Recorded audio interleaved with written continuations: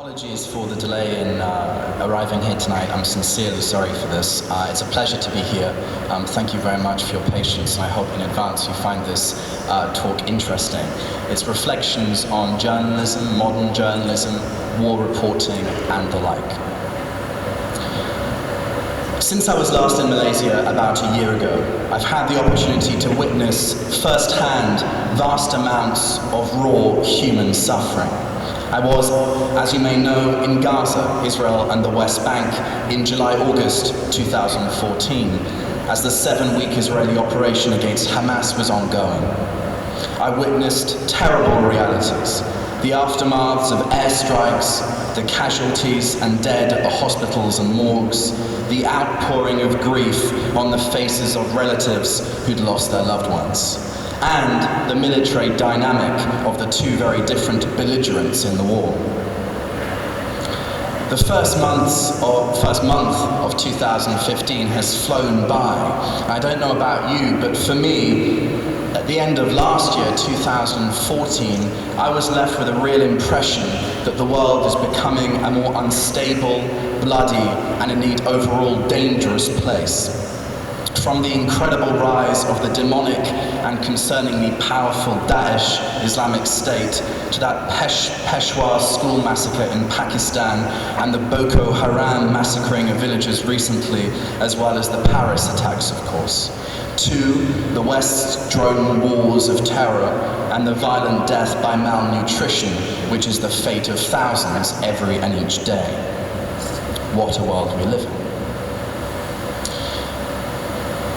When working as an international journalist in a war zone, one is left with an absolutely profound sense of immediacy.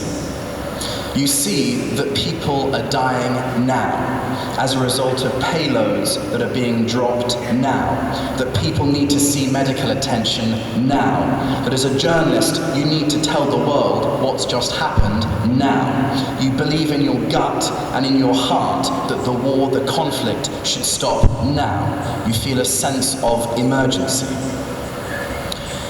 And working in a war zone under exceptional and almost unbelievable circumstances, those of surreality, drive, adrenaline, emergency, chaos, and fatigue, there is a profound sense of intensity and this immediacy I described.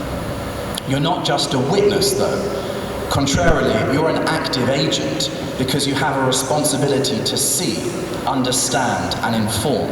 And this is no less than a sacred duty of immense historical and current importance. Thanks very much to the host for flying me here. I love flying. I love changing country, culture, climate, and smashing up my comfort zones. But when I fly and look out the window, I think about my life where I've just come from and imagine how my life will unfold where I'm about to go to. I reflect on the profundities of life. I think about God as I look down on the earth. I think about how just a couple of hours away from one another, different peoples can live entirely different lives, different in almost every way except the basics of human mechanisms and needs. One of the hardest things, something I've experienced honestly only twice, but that's quite enough to understand the mechanism, is to return from having just covered a war and having been in a war zone in that kind of environment to a peaceful, developed country in the West. It's very hard, not because of post-traumatic stress disorder or anything like this, but it's hard because you become aware of individuals and society's frames of reference. You are so clearly, you see the bubbles in which peoples live. Now, flying back to the UK and suddenly being cast into the UK spectrum of reference, witnessing its dominant television news outlets pump what they pipe to the masses, you see a cosy and comfortable Britain. You see that struggle means something very different, if anything, to what it means in a place like Gaza or Egypt. You see the effect that economic comfort has on people's sensitivity to injustice, and the extent to which people's outlooks are globalized. you see that considerations of personal and societal security mean something very different. You see that people are very different. You start to feel like a true internationalist witnessing this. You feel disassociated from your home country or culture on a core level. You become a witness to it, but no longer actively of it. I don't feel particularly British most of the time. Sure, my voice is a strange kind of British twangy accent. Sure, my education was officially British, but my degree in life certainly wasn't British. I'm an internationalist at heart, with little, if any, allegiance to the UK, or to the West, or even to a Middle Eastern country, or to Russia for that matter. I care personally only about people, about humanitarian principles, about justice and law. What you realize when you witness the reality of war is that television news doesn't even come close to convey the tip of the iceberg of reality of war or suffering. And this is my first indictment tonight against television news journalism in this talk. This talk could have been alternatively titled The Confessions of a Journalist, confessions on the part of the television news industry and broadcast journalism profession. With your eyes, you witness a three-dimensional reality. But when you turn on the television news, certainly in the West, you see a one-dimensional depiction of that reality. For example, you see shockingly linear headlines. In other words, a story like a family of 18 being massacred in Gaza can turn it into a grand total of 5 words. Let's say, Gaza family killed in strikes. A headline, or even a television news story, doesn't really begin to convey the depth of reality with anything like the gravitas of reality itself. One minute, I see the shocking reality with my own eyes. The next minute, I see it distilled into a news output that's sterilized, clinical, and devoid of humanity. I was in the UK when the war began in Gaza last summer, and I immediately wanted to be there, to go there, to report on the war, to do what I could to document the reality of what was unfolding, to tell people the truth, all in the name of human dignity.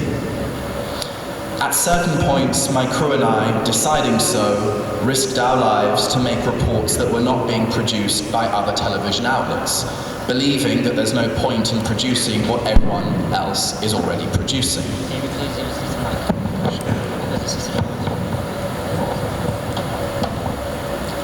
Believing there's no point in producing what's already being produced, we tried to provide that which was different. For me, it was almost a religion of reporting, a kind of reporting jihad, one that I risked my life to fulfill, and one that I would do so again.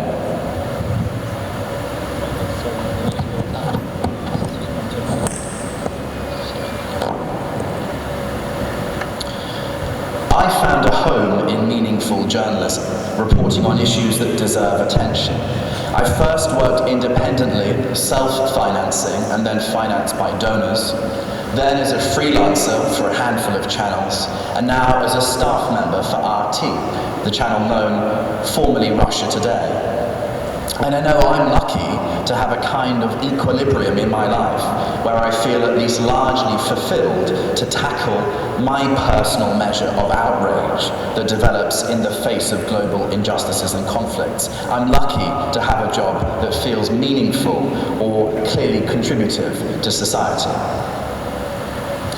When you're in a war zone, like last summer in Gaza, you subconsciously, or even consciously, have to strike a balance on how much you'll let what you see affect you, how much the horror you witness will emotionally affect you in the present, and at the most basic level, also deep down, in the most lasting way. And I think, and I've come to realize, that the most mature, wise, and indeed professional approach is to have vast amounts of self-awareness and critical perspective, to constantly contextualize your emotional and psychological reaction to what you see, You can be a witness, you can be people's eyes and ears, but you can put that all in a box and explain it for what it is, while keeping your eye on the bigger picture, the wider geographical, moral, political and historical contexts, and the true dynamics of the situation. This is part of the obligation. Now, part of that boxing process is to control yourself. I have quite a soft heart and a sensitive sensibility, so for me it wasn't hard to develop that skill. But now, if I hear a loud noise, even a bang or a scream, honestly I barely flinch. Wherever I may be in the world, even in this room, if there were to be such a bang, I process such a reaction now consciously before actually reacting to it in any kind of reflex way. I've become a bit of a robot, you could say, in that respect. I'm joking, but really, last summer there were only a few moments when I was literally stopped in my tracks during that war by what I saw, unable to actually control my personal reaction. I'm reminded, talking about this, of the first time I saw a drone strike's aftermath in Gaza. No one was killed or seriously injured, but a house had been hit hard and property destroyed. Young civilians had been minorly injured, if I recall correctly. Honestly, I almost fainted just seeing this airstrike site for the first time. Suddenly, everything I had read about or seen photos or video of had a real connection and a real context, a real body in my experience. And everything was just put into vivid context and shocking depth in front of my own eyes. So a lot's changed for me since back then, when I would faint at seeing such a thing. You have to witness, to be touched, but try to never forget to box it up. And then use that very box as evidence in your reporting. So, for example, we've seen horrendous scenes at the hospital as civilians, including dozens of children, have been rushed into overcrowded and under-resourced emergency rooms with desperate injuries from unknown weaponry. And shockingly, this all has no sign of abating. The situation generally is worsening for the civilian population, with both sides, meanwhile, Israel and Hamas, remaining apparently unwilling to agree to a ceasefire on solely humanitarian grounds. When you see the suffering unfolding, and you see such incredible violence like I saw last summer, and indeed in the winter of 2012, then that military operation in Gaza, what happens is, I think, simple but profound the way it affects you. Personally, the political elements of you evaporate, at least temporarily. You become a religious humanitarian with an immediate sense of outrage and desperation for the situation. Your reaction is somewhat like a doctor. Every life has to be saved now. You develop a pressing sense like this. And this tallies, coincidentally, with that pressing sense of working in television news, especially during a war, when the story is often developing quicker than you can catch up with it and report it and cover it. Last summer in Gaza, more than 1,000 broadcast and print journalists descended to Gaza to cover the conflict from all over the world, with different nationalities, from different outlets, of different colours, of different funding mechanisms. And I've come to realise that journalists are a bit like diplomats. Like diplomats, they have power, and they are also representatives too. They have media power, the power to control information, whose voice is shared, which views are broadcast, simply, effectively, what people think, who's portrayed as bad, who's seen as good. With this power, we change the way people see realities, conflicts, and the world. On the ground, as a journalist, you're the face of a channel, of an organisation. You're also the face of a country, of an origin. And you're also a product of your passport, your freedom to travel. Working for an established TV channel that's accredited, gets you access to places, to politicians, leaders, powerful people, organizations, and companies. Something that an independent journalist or even a freelancer might struggle to get. If you're British, but working for Russian television that's known to broadcast in Arabic, then in Gaza you're doing quite well. Palestinians love Russia Elyon, Russia Today, RT, Arabic. And that on the ground gives you an enormous amount of clout when it comes to accessing even ordinary people's stories and lives, and getting access to politicians, spokespersons, and their perspectives. And of course, too, what you say, your output, your channel's editorial line on a particular issue, you're perceived almost as diplomats for a particular editorial position on the ground, a particular editorial position of a particular media outlet. And then there's also, of course, the security issue. A British passport or American passport carrying journalist is prime meat, of course, for the ISIS terror group, which is just itching to capture and propagandize and behead the next one of people like me. Swathes of Syria and Iraq are far too dangerous to go to, I'm told, even by those security advisors who've seen war themselves. They attest to that. I recently completed a hostile environment survival training course. I was told adamantly, don't take risks and go to report on ISIS. The conclusion is, if you do, get ready to kill yourself by jumping off a cliff before they capture you. Surely I would rather kill myself than be captured by ISIS. So working in Gaza is, as you can see, totally different to working in a place captured or recently uncaptured, so to speak, from the hands of ISIS.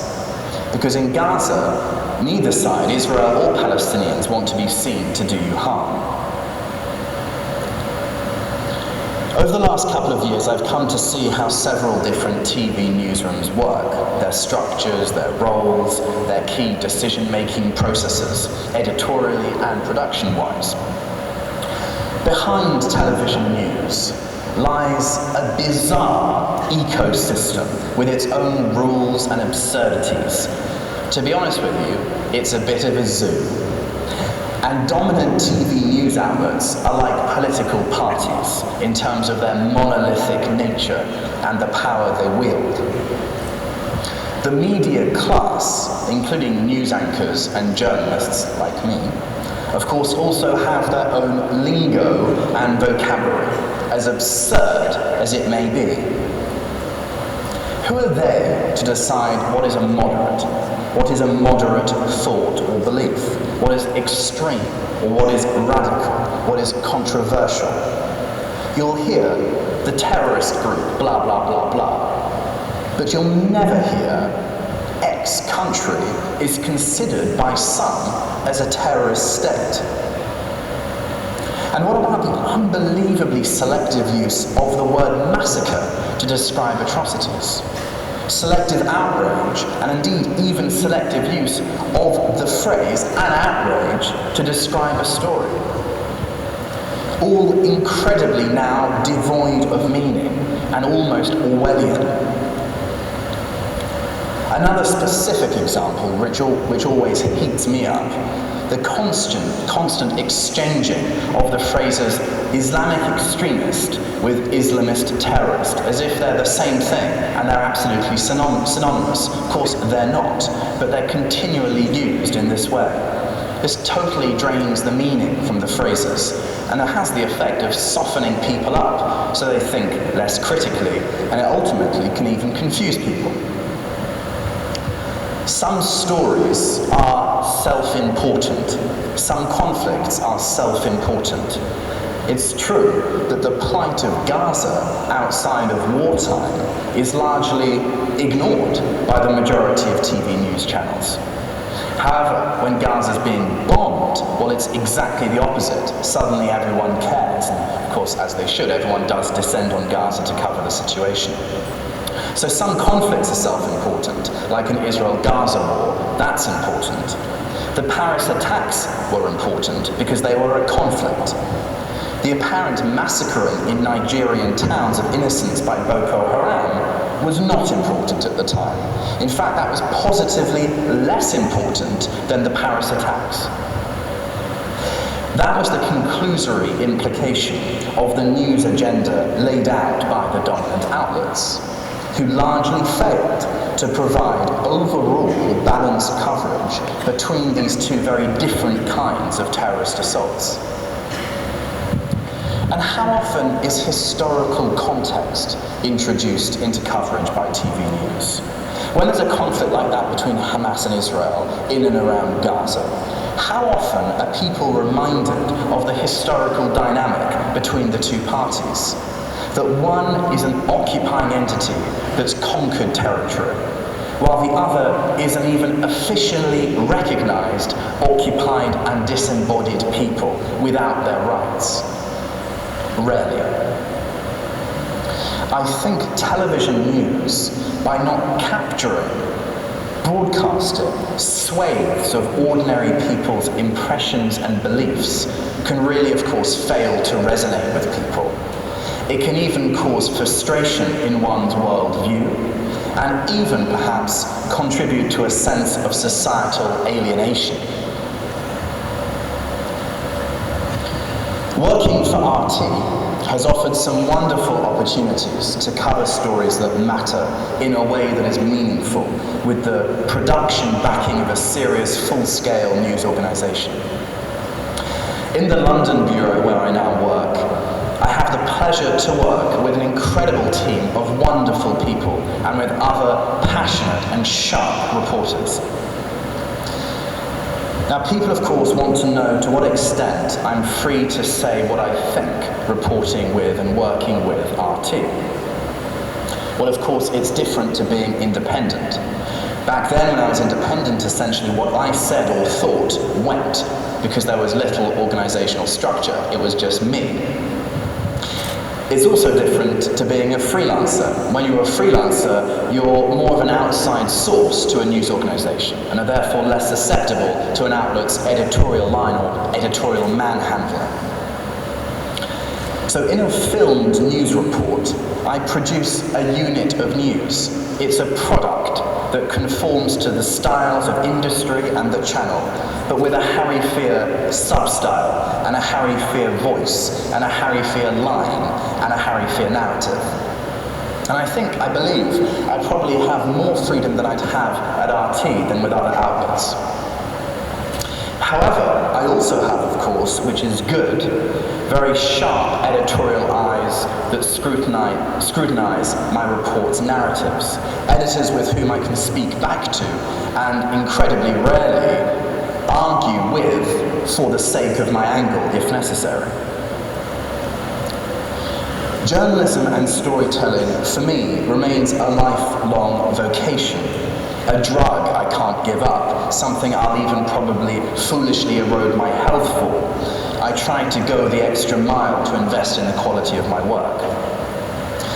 However, my full-time job with RT since October 2014 is still a job, working for a company. RT is an organisation, and every organisation has its interests, styles, protocols, and in news, filtering processes. Now, I chose to work with RT because I knew the sorts of stories I'd be covering. I knew the way in which I'd be covering them. Both would tally with my deep personal perspectives and would almost always match my style with my personal preferences. Now, RT, like every news organisation, has its editorial meetings in which decisions are made on which stories should be covered, steered by senior producers. And I'm going to very cheekily take a moment to say hello to my favourite senior producers, Albina and Olga. RT's slogan is "Question More." And RT and I usually ask the same questions on the stories I cover, be those in Gaza or covering anti-austerity stories in the UK or on the West's counter-terror measures, for example. But I remain fiercely independent in my core and continue to speak my mind in public fora, and I'm even encouraged to explicitly by RT, as you can see I'm here today. But working for RT, I also have, if you can imagine, an organisational weight behind me. I'm an officially accredited journalist. I work in a secure, professional, fully fledged television news environment. And if you can imagine, RT offers an audience and therefore a news reach in the hundreds of millions. I get stopped by random people in the most random of countries who say, "We like your reporting on RT, Harry." So currently working for RT as a correspondent is an absolute pleasure. And who knows where it will lead or what will come next. I started off my storytelling career in documentary. Documentary can be a really beautiful medium to work in. It's slow, intricate, intimate. In documentary, you can give insights into people's lives. A fly-on-the-wall documentary is a really purest form of documentary, which really lets you humanize a person or a set of people, even to combat a sense that they are them. It allows for the humanization of enemies and aliens. You can see people in their own lives, in their own detail. Fly-on-the-wall documentaries can storytell on a really micro level. Now, conversely, in journalism, in TV news, quite the opposite is often the case. Instead of giving lengthy or even any real insights into specific details of people's lives, instead, you must convey an impression. An impression is like an evaluation. It's the overview of an even grand situation, story, or even geopolitical dynamic. It can come from witness-distilled insights, but you must convey a sense of a reality or a story, a gist, if you will. It's storytelling at a macro level. And the beauty of independent documentary video, in comparison to producing TV news for a powerful outlet, is that you can pump much more raw footage and therefore emotion into reports and films. Comparing my independent work and now my commercial work, you'll see that many old films from Gaza, for instance, were more tear-jerking. And as honestly a solid documentarian with a sharp eye, it's a forte of mine to capture and communicate what's evocative. So personally, I have aspirations to return to producing at least occasionally more documentary, longer format pieces. Now, during the war, when a story is developing so quickly and dangerously, you're relying more often than not on live, short-form reports of just a few or even a couple of minutes. You're conveying the hard news, as it's known, of the latest casualties and numbers, sorry to say. But also in that time, trying to convey an impression of the conflict and the war's development and dynamics. And for me, also trying to throw in there some recounted insights, too, to try to humanize everything. Now, during my time in Gaza last summer, something quite unusual happened. RT has a very unusual project called News Team. It's a television documentary series, Fly on the Wall, that gives insights into the behind-the-scenes of the professional and personal lives of the network's correspondents. The amazing American production company that produces the show sent over their best camera operator to follow me in Gaza 24 hours a day, even while I was sleeping, for my whole time in Gaza. And from those tens of hours and hundreds of gigabytes of footage was produced several hard-hitting episodes that depict the reality of Gaza through the story of reporting it, my story of reporting it. Now, although the main focus was on my focus on Gaza, the series still profoundly conveyed a sense of Gaza's reality that TV news cannot convey in its standard formulaic styles. Indeed, watching the episodes, people can see not only what I'm like to work with, which is sometimes a nightmare because I really care about my work religiously and care about the quality of it obsessively, but they can also see a more real image of Gaza. what its average streets and people look like, the areas that haven't been destroyed, the average people whose lives are simply caught up in conflict.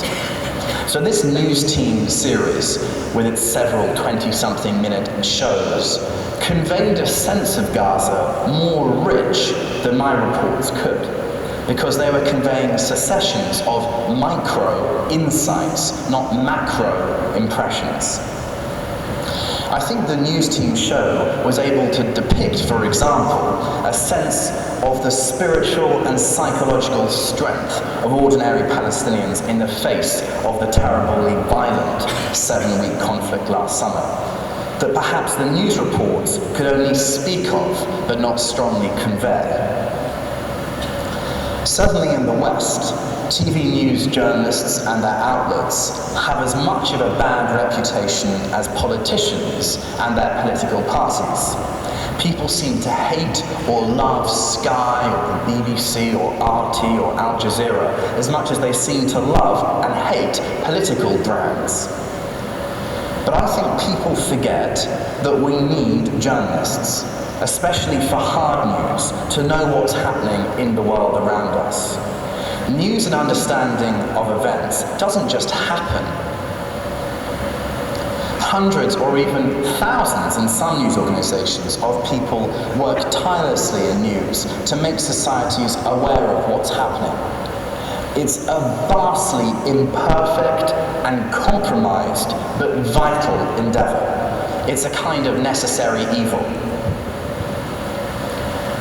Now, in the defense of journalists, I think maybe even most go into the industry with noble, profound intentions.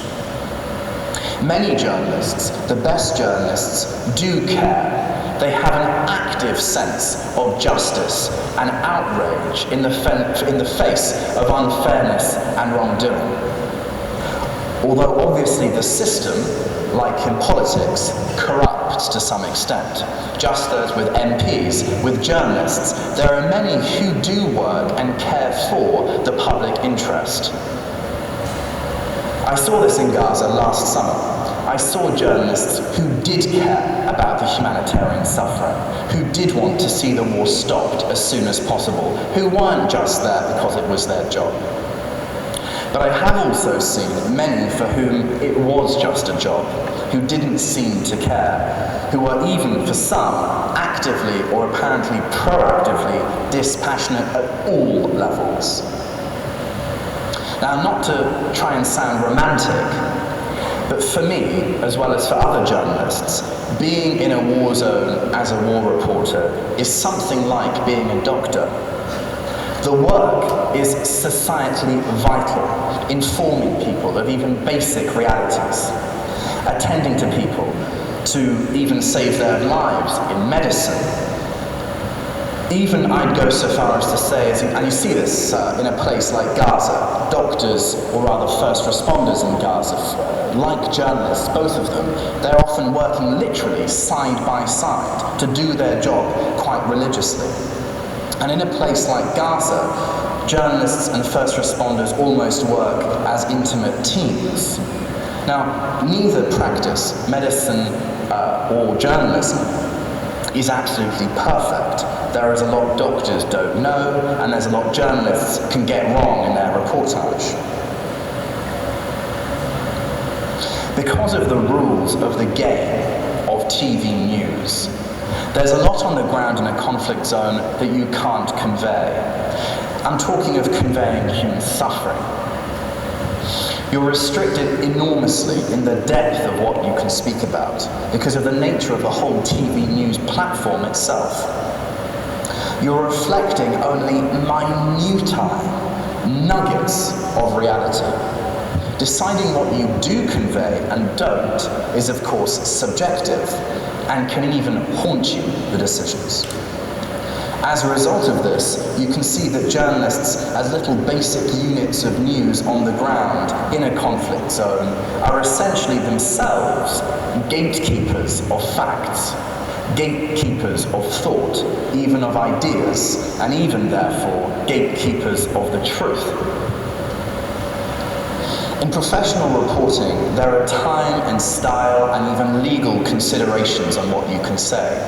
It's an entirely unnatural and inorganic platform for communication with a million rules. And because of this, when you speak to camera to convey a story, rarely do you speak from your internal personal narrative and voice. More often than not, you're speaking from your professional narrative with quite different parameters, styles, filters, and restraints. For example, I would never curse on air, but I might 10 seconds after a live hit if I really messed up.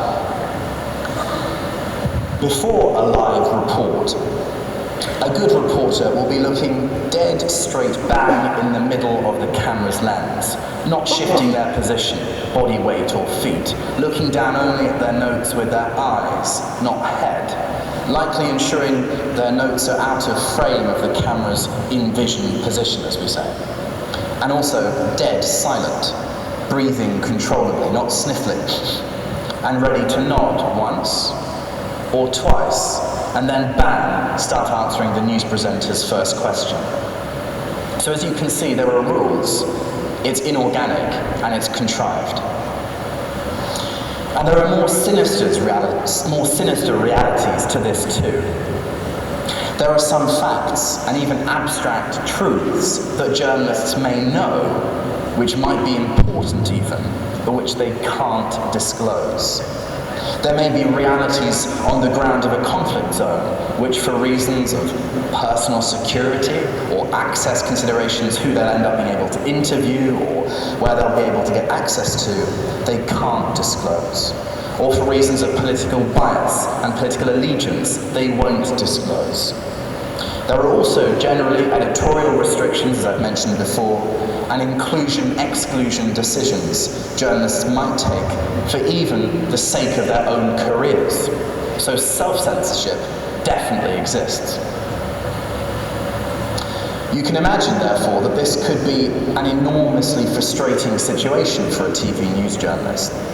But of course, it's better, and indeed a crucial obligation, to at least express the tip of the iceberg of reality to as many people as possible.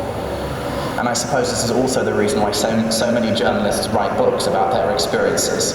Maybe I will write one, I don't know.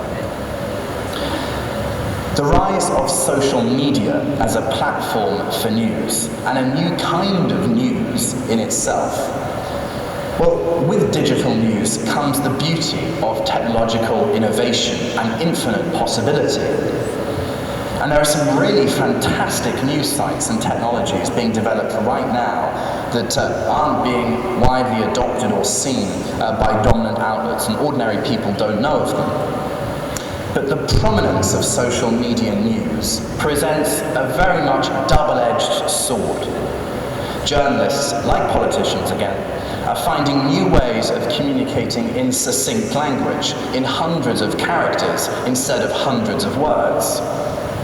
But the danger with that trend is that one of the pressures in social media is what's explosive, what's breaking, what's fastly reported, what's short, what's succinct. And there's a danger that our news becomes even more superficial because of this. On social media, what's more consumable and producible is what wins. It's not necessarily what's most accurate, or what's most profound, or what's most true. And looking at the development of news and digital news, we should be wary of that. Now, even back in 2012, I'm reminded of, when I set up a live stream to News Present breaking facts from the war-torn Gaza ghetto during Operation Pillar of Cloud. Doing such a live stream was actually technologically unusual, and certainly in the context of citizen journalism, war journalism, and news presenting. Still now, it's quite unusual too, despite the numerous ongoing conflicts which are similar, present, ongoing right at this moment. Now that live streaming technology is simple, basic, obvious. It existed though for several years and years. So we see from that example, there are real opportunities for growth in digital journalism and in journalism. What that live stream back in 2012 did, presenting real news, is that it touched people in an unusual way. The broadcasting, particularly of the soundscape of war, with drones and explosions and dogs barking in the middle of the night, for example, that profoundly affected people. Now, I think, generally now, news needs to do that more. So there's a really long way to go to move away from superficial news to more real, raw news. As a profession, as a sector, as a public service, TV news, and even more broadly journalism, has to start developing dimensionality, moving away from one-dimensional news to something more like reality, three-dimensional news. Now, it's true, as I've said, that TV news has its rules and its lingos and bizarre structures, but they're only rules, and surely rules are there to be broken. TV news can, economically, technically, and humanly, develop alternative formats and styles, ways of working and portraying reality. And it needs to, and it should. It also needs to be more inclusive, to share broader perspectives. Because of the nature of corporate news, commercial news, because of the entrenchment of its power and the dominance of media organizations, it's going to be hard to push for this evolution. But we must push for more diverse, more human, rich news. Rawer, more three-dimensional television news is what stories deserve, what people deserve, what conflicts deserve, what societies deserve, and what we deserve. Thank you.